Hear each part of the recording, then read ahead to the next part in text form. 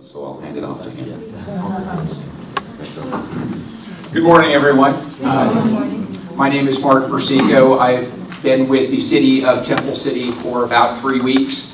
As Community Development Director, I'm very happy to be here.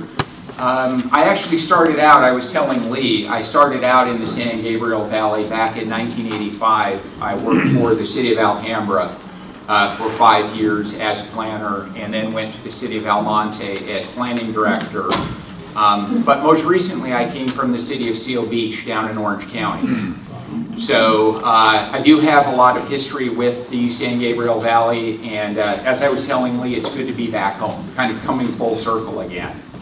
From talking to Lee, I understand that the room that you as realtors are really concerned about or have questions about a point of sale inspection program that has been talked about, at least preliminarily, by the City Council. I think what I can say today is at this point the city is not ready to implement the program. What we would like to do, though, is to have the cooperation of the people in this room to really do due diligence and full disclosure to buyers. One of the situations and one of the reasons that this, I think, has come up before the City Council is buyers of new buyers or new owners of a property will come to the city and say they thought that they were buying a property that was a duplex, or they thought they were buying a property that was, 2,400, 2,500 square feet. And when they come into the city to pull permits, that's when they find out that what they purchased isn't really approved. The city doesn't have any records for either a second unit, or the city doesn't have records of a 700 square foot addition or whatever it is.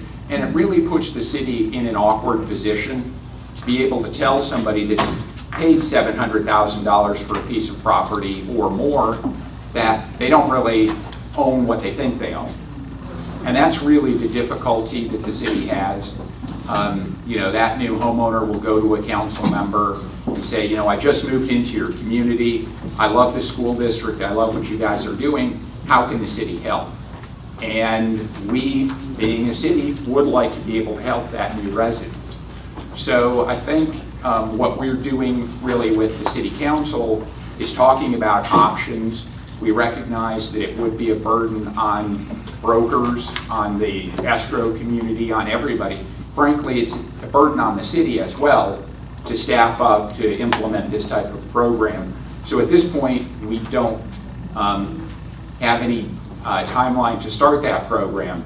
But again, what we really need is the broker community to fully inform buyers as to what they're actually buying. And I think if we can get some cooperation, or I shouldn't say we don't have cooperation, but if we can get more disclosure, better disclosure, if people in the room have ideas as to what the city can do in lieu of a inspection program, I think that would be great. We're open to ideas. We're open to hear what you have to say.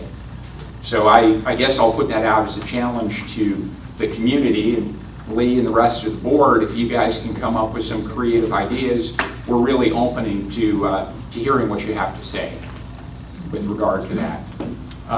So that's, I think, at this point, all I have to say about the inspection program. Lee said there's also interest in updates on some of the programs that the city has or some of the projects that the city is working on.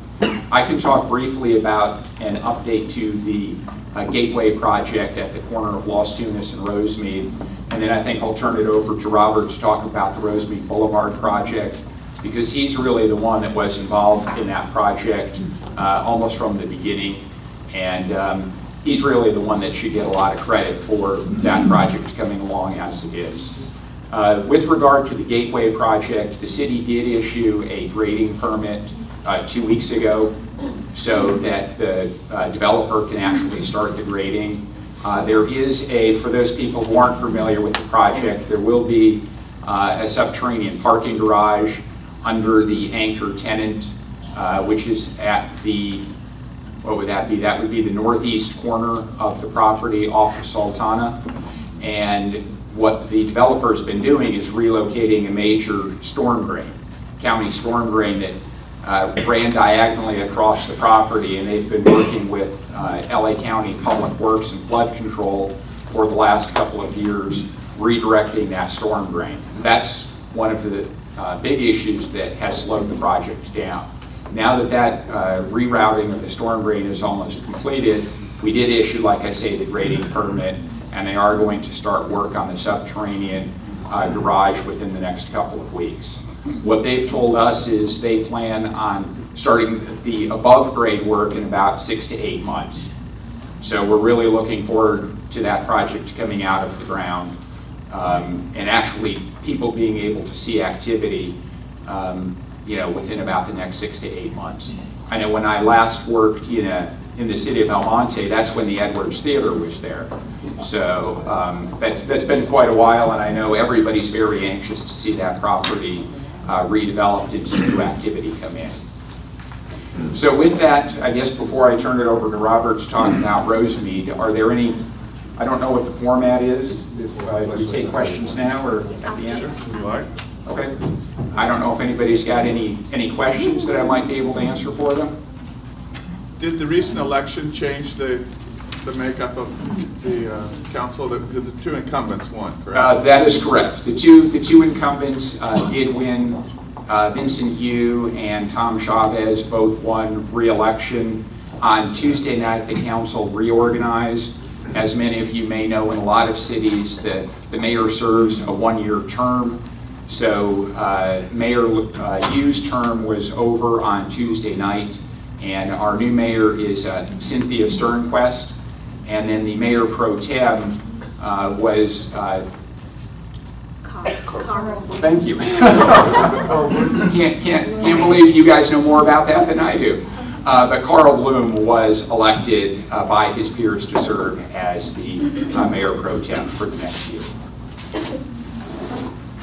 So if there aren't any other questions, yes? I don't know if this is a question or a comment, but usually with a sale, you have an appraisal in most cases, and the appraiser checks the square footage. Also, the realtors put in what the square footage is, whether it's legal or say on record or not. So I think we do try to keep track of that. Thank you. Certainly. Yes, sir. Yeah. Are you familiar with all of the disclosure forms that realtors have to fill out? I do know that I've bought property, I've bought houses, so yes, I do know that there are lengthy disclosure forms. You know that all of the things that you mentioned, probably we have to disclose or we can lose our license. Right, I am well aware of that. So the city coming and putting another layer of inspection on there is just really a revenue source for the city, in my opinion. Well, we actually don't see it as a revenue source because there's a huge resource issue that the city has. We would have to add personnel. We would actually have to track this stuff. Believe me, we're not doing this to generate revenue for the city. If the city wanted to generate revenue, I think there's easier ways to do it than through an inspection program. So I know that that's a common concern or feedback that we get from the public, that this is a revenue source, but I can tell you that we're not viewing this as a revenue source. So, yes, sir. And the realtors here are the ones that really raise the standard. It's the ones that don't come here that are the problem. I would agree. Yeah, without a doubt. I've again, from working in the San Gabriel Valley, this board is fantastic. I've spoken to you guys many years ago, and you're absolutely right. If you're the type of professional that gets engaged and shows up at meetings on a Thursday morning to hear, the people in this room are the ones that are doing what they're supposed to be doing. You're right. It's very. The problem is, for lack of a better word, the renegade brokers, and I'm not really sure what anybody can do about that. But yes, absolutely, the people that are in this room, if you belong to the professional association and you attend, you're doing the work that we'd like to see everybody do. We would too. So, yes. Yeah. So if there aren't any other questions, I'll have Robert come up and talk about the Rosemead Boulevard project. And thank you very much.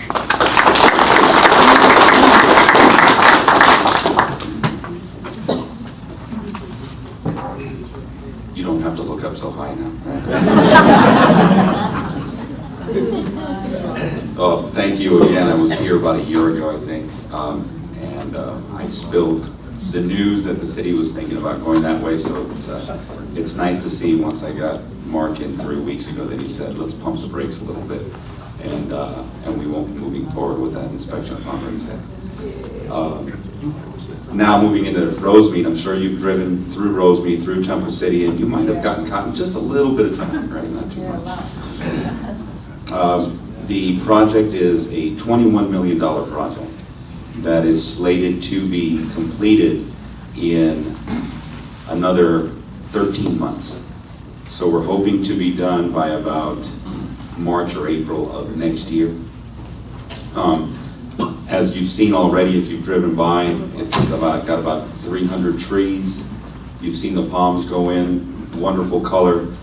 The big thing that I wanted to talk to everyone about, because I'm sure you're being asked that by your prospective home buyers, is how long it's going to last, what's it going to look like, and what's happening with the traffic. We're doing our best to mitigate the traffic to make sure that people know that businesses are open. As you'll see all the signage up and down the street. We're also trying to mitigate the fact that there won't be that much traffic. So work south of Las Tunas is being done in the evenings, north of Las Tunas is being done during the day to ensure that businesses and traffic are flowing. The $21 million project is actually, the city didn't spend $21 million. A lot of that was grants. The actual hit to the city's general fund was about $6 million. $1 million.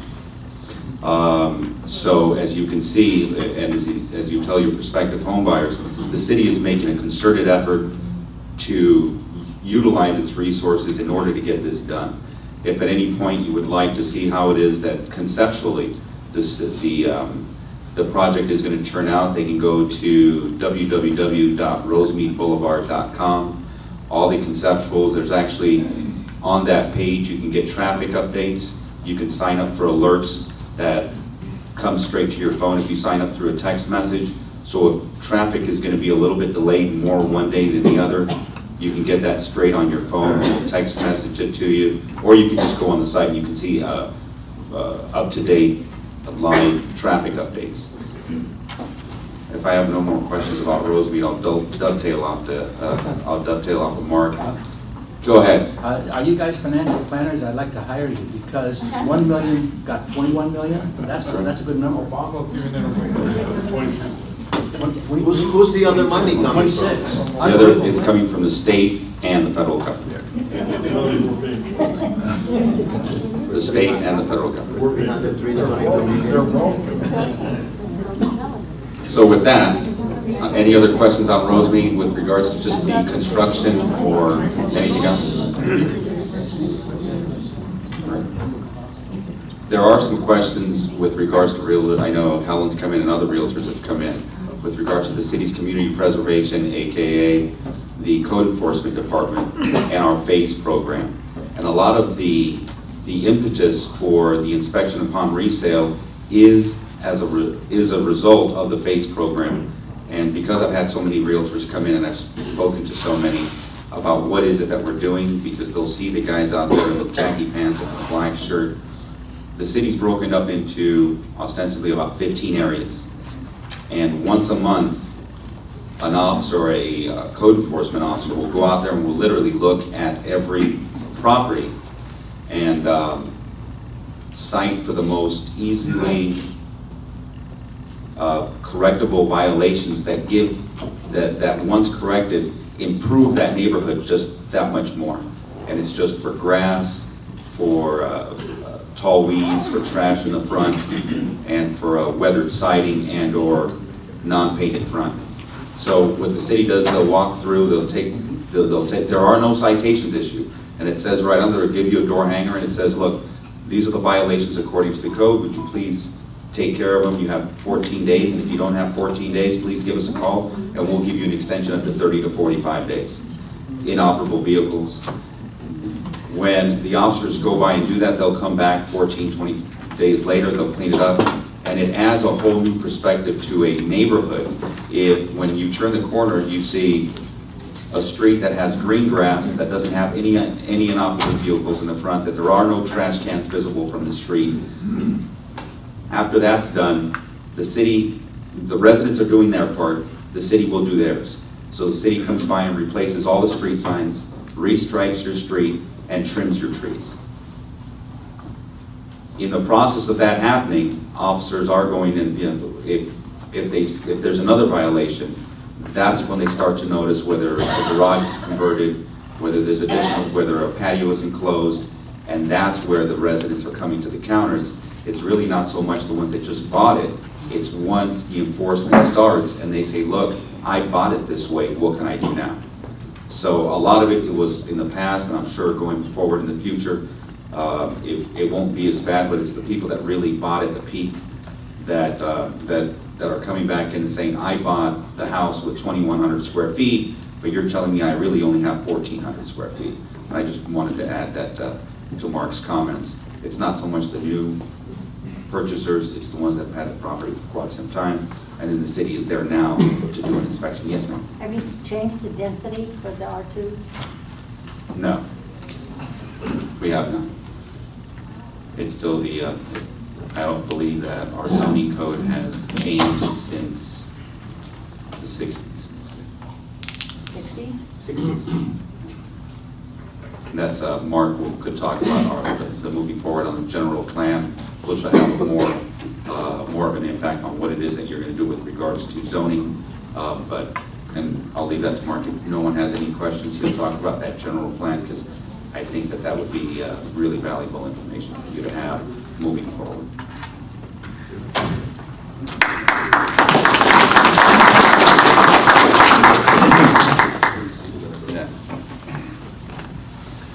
Yeah, there is, Robert's correct, I should have mentioned, the city will be, as part of the new budget that we're just starting to work on and will be adopted prior to July 1st. We are talking about doing a general plan update.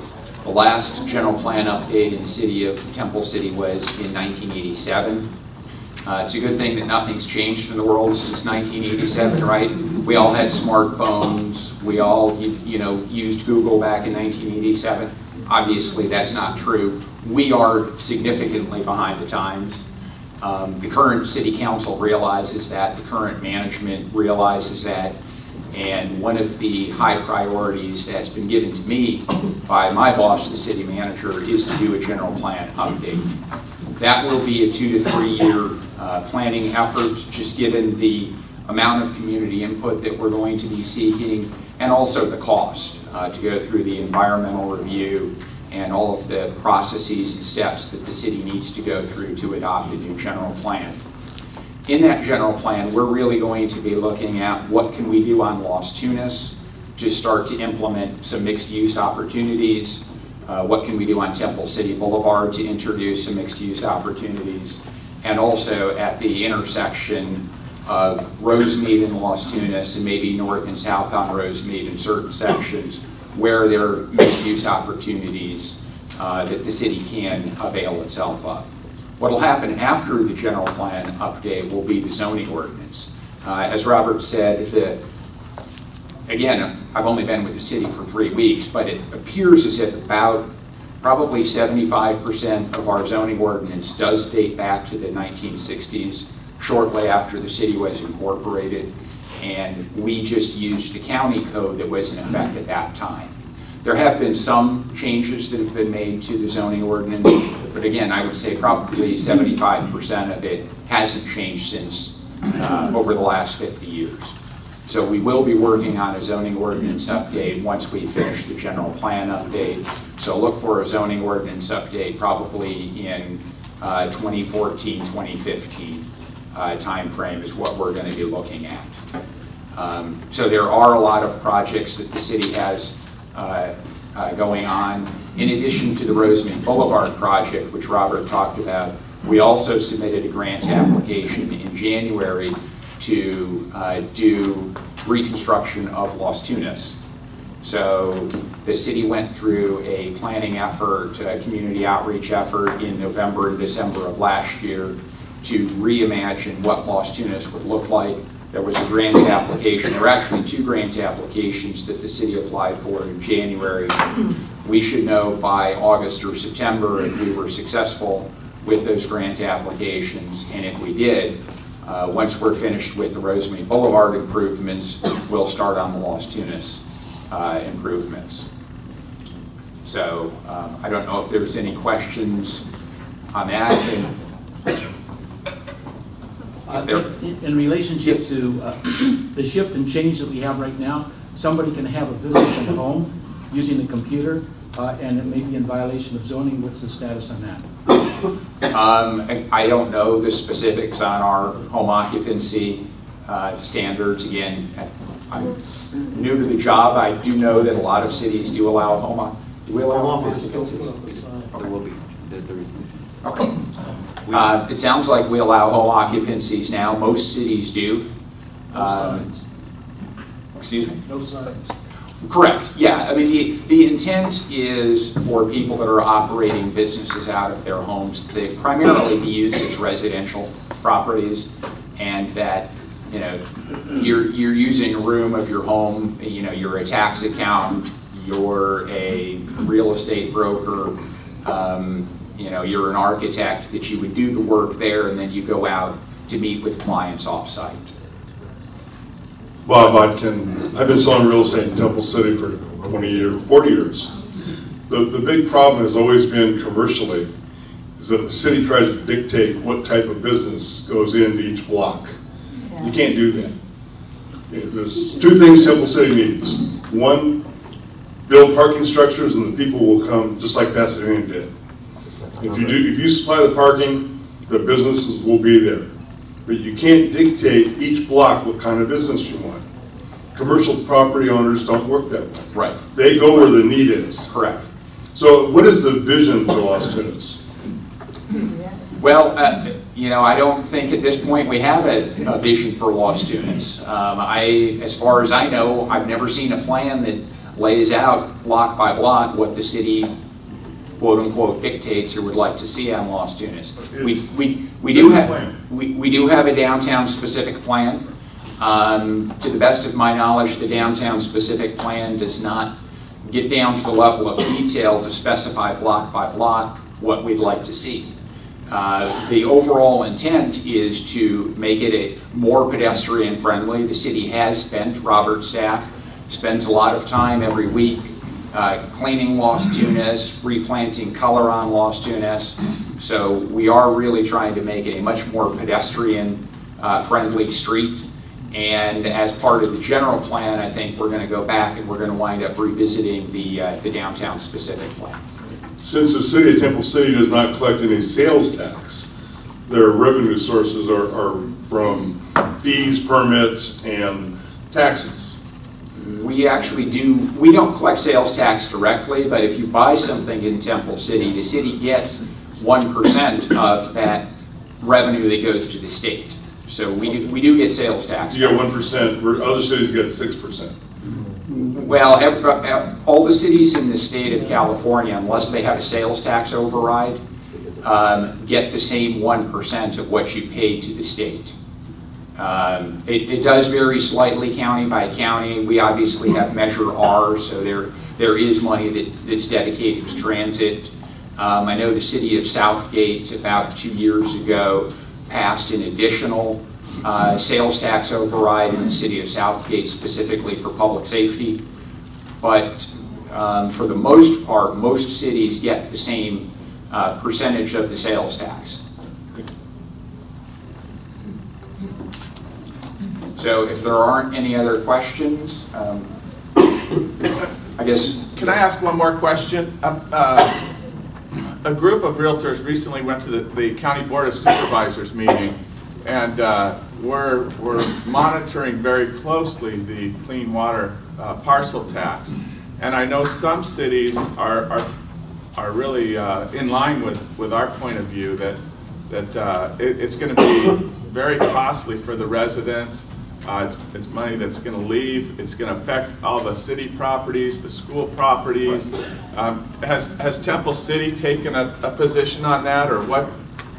Apparently we haven't. I am aware, just from reading the stories in the LA Times, cities, the difficulty is that the counties and the cities are burdened with meeting the requirements of the Clean Water Act. And for those of you who are actually builders or contractors, you all know or have friends that are builders or contractors that the requirements from the Water Board have been steadily increasing every year. And the city is kind of on the receiving end of that. I was actually talking to somebody yesterday in the city of Los Alamitos. The city of Los Alamitos down in Orange County was fined $35,000 by the Water Board for not properly implementing all the requirements of the Clean Water Act. But relative to the county's initiative, the city hasn't gotten on board with that.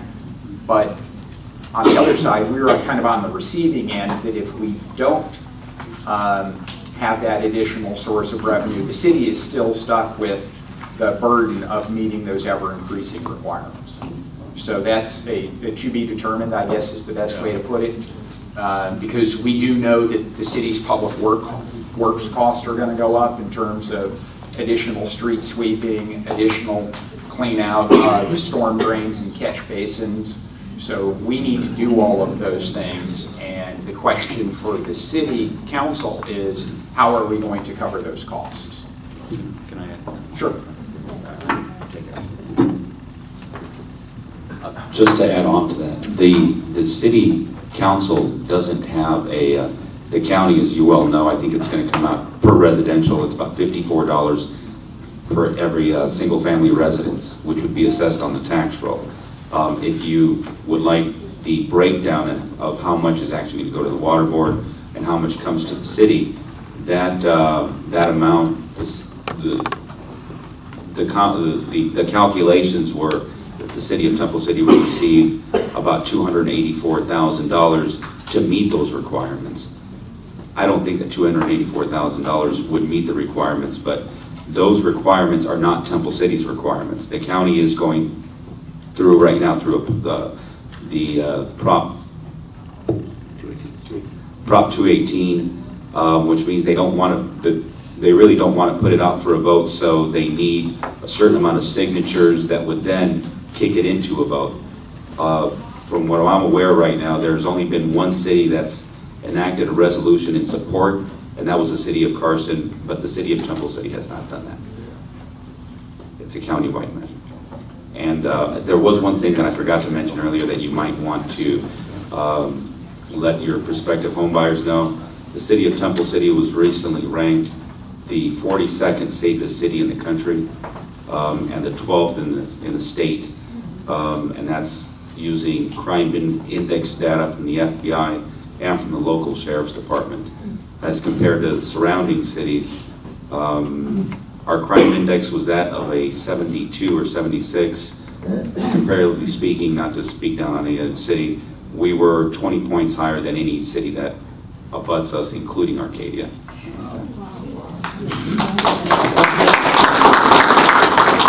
Yes, sir.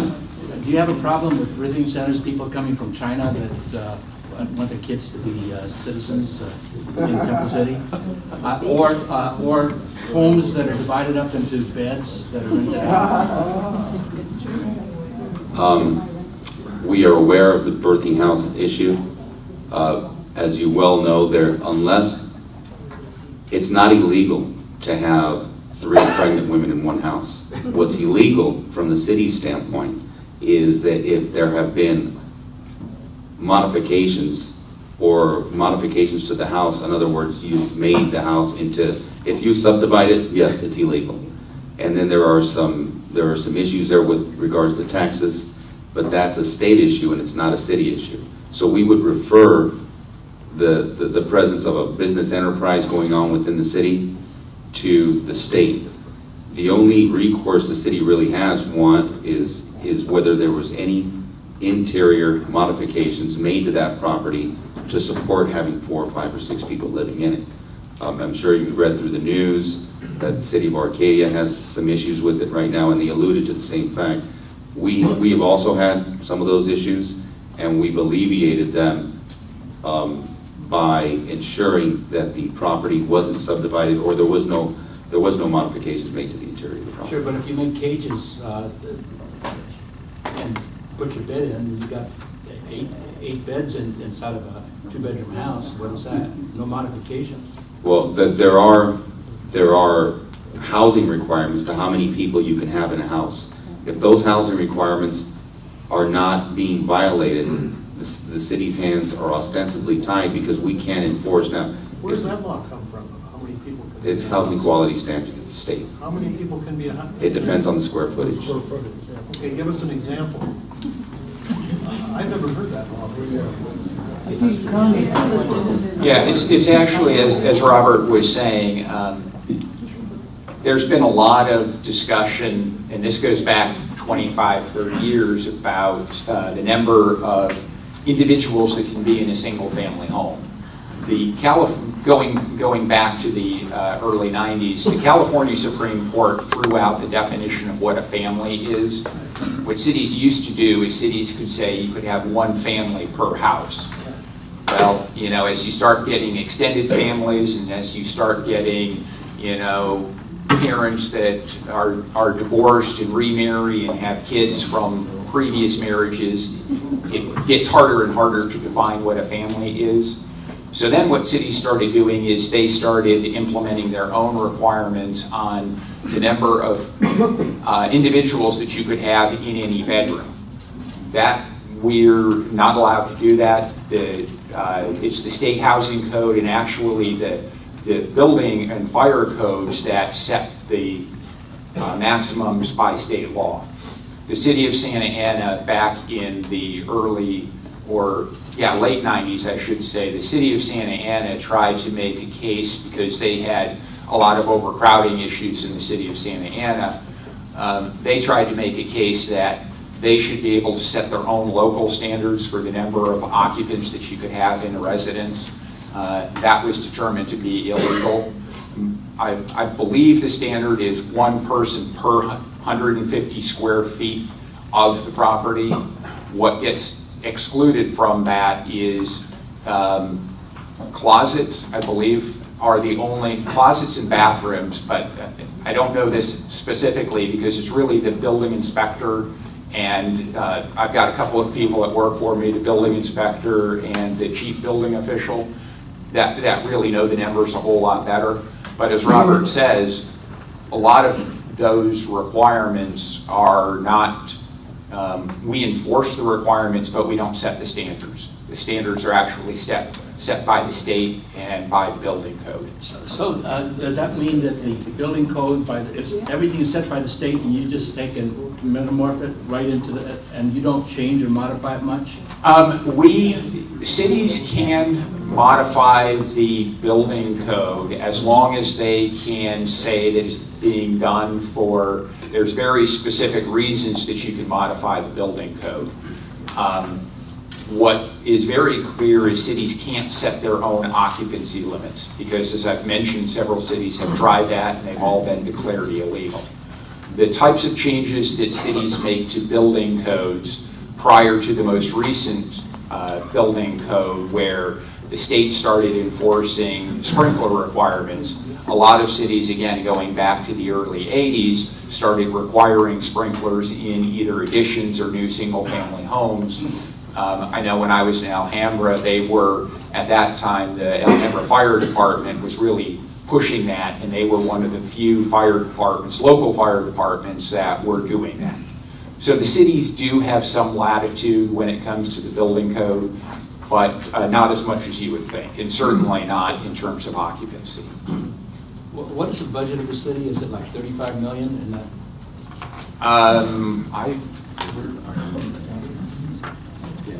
I believe the overall general fund budget is about $27 million. So, and that general fund budget pays for the services that pays for planning and community development. We've got a contract with the Sheriff's Department that gets paid out of that. So all of the general services that residents of Temple City receive come out of that general Is fund. your fire department on county? Yes, county fire department. How's that working out? Works out great. Yeah, again, I haven't been there long, but from what I understand, that residents are very happy with both the service from the Sheriff's Department and the County Fire Department. Due to the time limitation,